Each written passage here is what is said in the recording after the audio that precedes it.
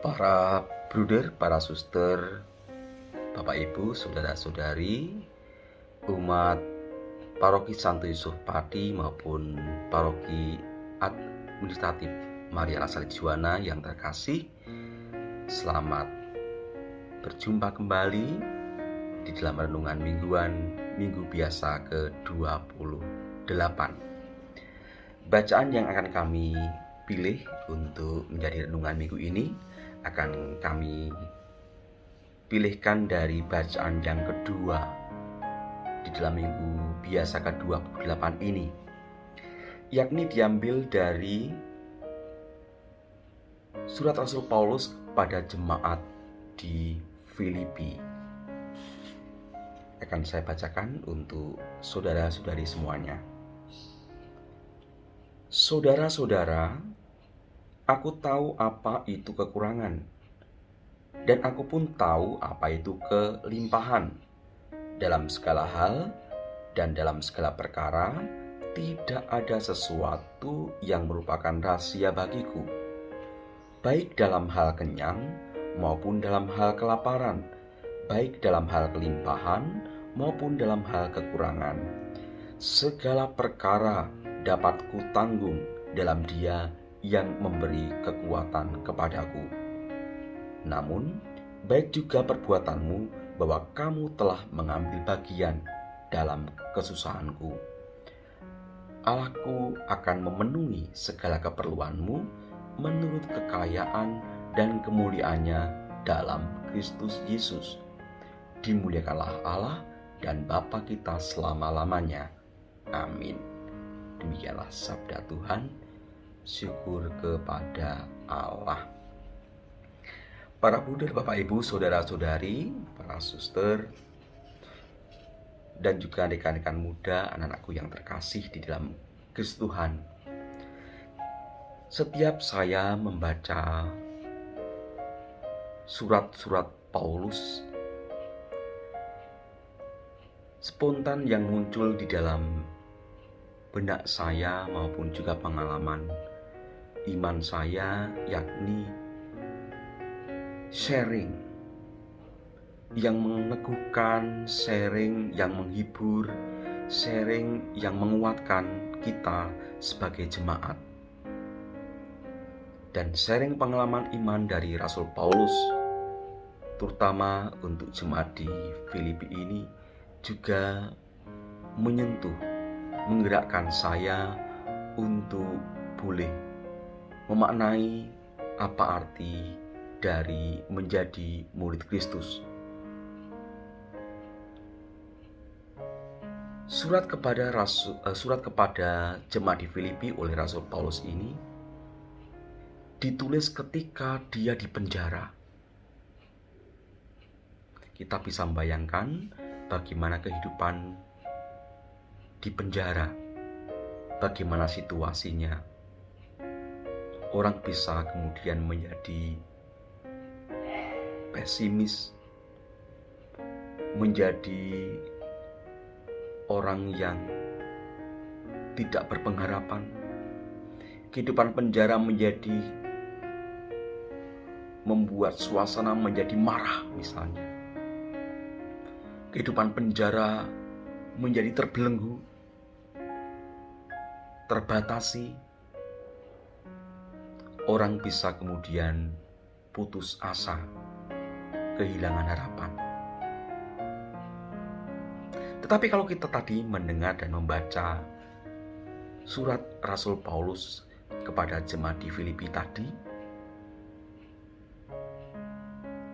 justru suasana optimis, suasana penuh pengharapan, suasana memberi penghiburan, menguatkan, itu yang nampak. Itulah tadi saya mengatakan bahwa Paulus kalau bersharing itu betul-betul menguatkan, meneguhkan.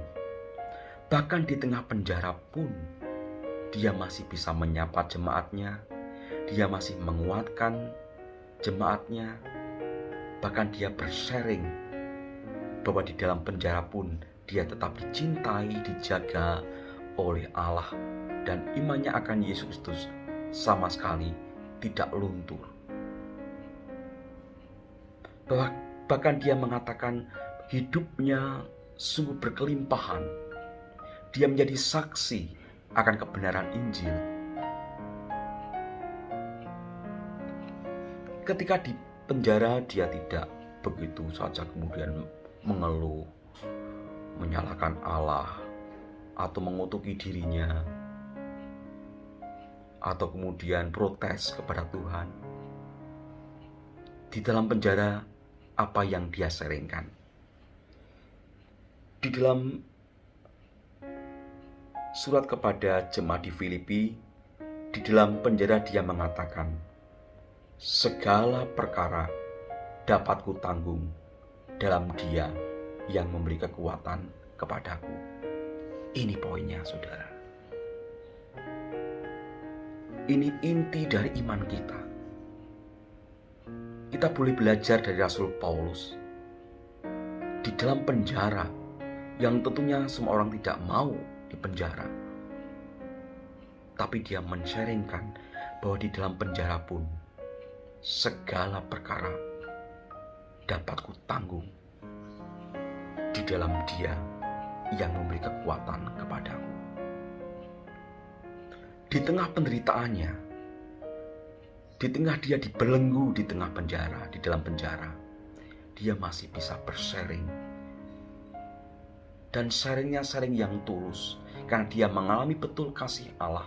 Bagaimana mengalami betul Allah mencintai dia di dalam Yesus Kristus, dia sharingkan kepada orang di luar penjara. Di tengah penjara, dia masih bisa menghibur jemaat-jemaat, termasuk jemaat di Filipi ini, supaya percaya dan yakin di dalam setiap situasi Allah senantiasa ada, Yesus senantiasa melindungi, Yesus memberikan kekuatan untuk sanggup menjalani segala perkara. Dikatakan segala perkara dapat kutanggung di dalam Dia yang memberi kekuatan.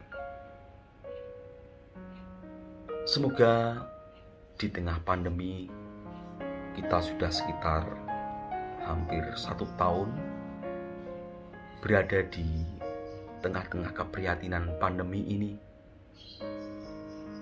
Mari kita meneladani Rasul Paulus bahwa segala perkara, semuanya artinya dapat kutanggung dalam Dia yang memberi kekuatan kepadaku. Sama seperti Rasul Paulus di tengah penjara, di tengah belenggu, di tengah jeruji besi yang membatasi dirinya, dia masih bisa menghibur, masih bisa menyapa, masih bisa menguatkan, masih bisa meneguhkan jemaat yang lain. Kita pun bisa melakukan yang sama. Di tengah kita menjalani protokol kesehatan, jaga jarak, membatasi diri dengan yang lain, kita toh masih bisa meneguhkan, masih bisa menyemangati, masih bisa bersharing pengalaman akan kebaikan Allah dalam hidup keluarga kita kepada yang lain. Dan bisa jadi Allah menggunakan sharing-sharing kita itu menguatkan iman saudara kita yang lemah, menyemangati kembali saudara kita yang putus harapan. Saudara-saudaraku yang terkasih di dalam Kristus Tuhan, Paulus mengajari kita bagaimana hendaknya kita kembali berakar kepada iman kita, yakni di dalam Kristus ada kekuatan untuk kita bisa menanggung segala perkara. Menghadapi pandemi ini, kita bersama dengan Allah, tapi kita juga bergandengan tangan bersama yang lain, saling meneguhkan, saling menguatkan. Dan yakinlah bahwa sharing Paulus ini juga menjadi sharing kita akhirnya, bahwa memang benar di dalam suka maupun duka, di dalam penghiburan maupun juga kesedihan, Allah tidak berubah kasih-Nya, baik dulu, sekarang, maupun selama-lamanya. Ayat yang lain sangat indah sekali. Di dalam penjara, dia pun memuji nama Allah, tidak pernah berubah di dalam situasi apapun. Paulus mengatakan, dimuliakanlah Allah dan Bapa kita selama-lamanya. Amin. Apakah kita bisa seperti itu? Meneladani sikap Paulus, iman Paulus, di dalam situasi apapun juga, karena percaya akan Allah yang senantiasa ada dan menguatkan kita di dalam nama Yesus Kristus, kita akhirnya senantiasa bisa bersyukur. Dimuliakanlah Allah selama-lamanya. Semoga kita semakin maju di dalam iman, percaya, dan mengandalkan kekuatan nama Yesus yang akan menjadi kekuatan kita, andalan kita, bahwa di dalam setiap perkara, segala perkara, kita akan sanggup menanggungnya karena ada Dia yang memberi kekuatan. Berkah